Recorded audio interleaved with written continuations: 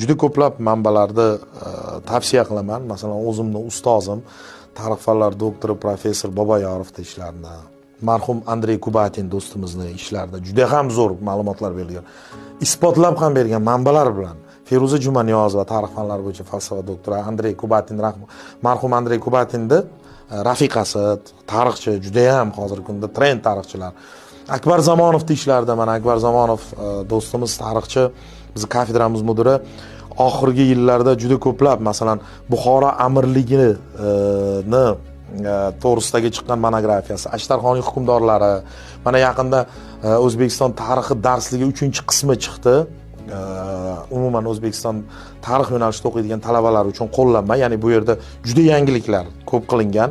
Masalan, o'sha Temuriylar, Shayboniylar, Ashtarxoniylar davrini juda yaxshi yoritib bergan, manbalar bilan yoritib bergan oxirgi ishlari. Mana ko'rib turganimiz